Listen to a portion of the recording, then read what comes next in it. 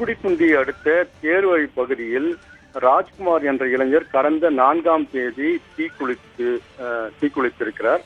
ஏனென்றால் அவர் ஏற்கனவே அந்த இடத்தில் ஒரு 40 வருடங்களுக்கு மேல் வசித்து வந்த நிலையில் அந்த இடத்தில் வருவாய்த்துறையினர் மற்றும் ஊரக வளர்ச்சித்துறை, காவல்துறை உள்ளிட்டோர் அந்த ஜேசிபி கொண்டு அந்த இடத்தை இடிப்பதற்காக சென்றிருக்கிறார்கள். இதற்கு அவர் எதிர்ப்பு தெரிவித்திருக்கிறார். எதிர்ப்பு தெரிவித்தவுடன் உடனடியாக அவர் உடலில் பெட்ரோல் ஊற்றி தீக்குளித்திருக்கிறார். அந்த இடத்தில் அதிகாரிகள் அவரை உடனடியாக மீட்டு கும்மிடிப்பூண்டியில் உள்ள அரசு மருத்துவமனையில் முதலுதவி சிகிச்சைக்காக அனுமதித்தனர்.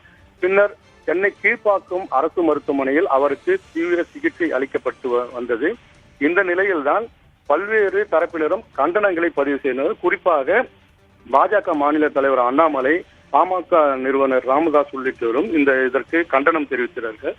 இந்த நிலையில் உடனடியாக மாவட்ட ஆட்சியர் இந்த நிகழ்வு நடந்ததற்கு கவனக்குறைவாக செயல்பட்டதாக கும்மிடிப்பூண்டி வட்டாட்சியர் பிரீத்தி, அதே போல எலாவூர் குறுவட்ட வருவாய் ஆய்வாளர் கோமதி, தேர்வழி கிராம நிர்வாக அலுவலர் பாக்கிய சர்மா ஆகிய 3 பேரையும் பணியிட மாற்றம் செய்து உத்தரவிட்டிருக்கிறார்.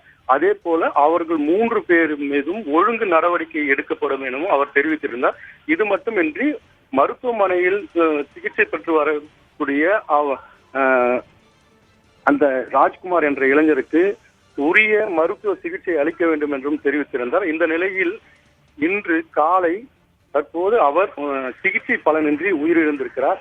ஏனென்றால் இந்த இடத்தில் வருவாய்த்துறையை பொறுத்தவரையில் அந்த இடம் 40 ஆண்டுகளுக்கு மேலாக இருந்தது என்றும், பட்டா நிலமாக இருந்தாலும் கூட வருவாய்த்துறையினுடைய அந்த குறிப்பேட்டில் அது பாதையாகவே இருக்கிறது என்றும், அந்த பாதை அது அருகில் இருக்கக்கூடியவர்களுக்கு மிக்சாம் புயலின் போது அவர்களை வெளியேற்றுவதற்கான அந்த வழி இல்லை என்றும், அதனால் இந்த நடவடிக்கை எடுத்திருப்பதாகவும் ஆட்சியர் தரப்பில் தெரிவிக்கப்பட்டிருக்கிறது.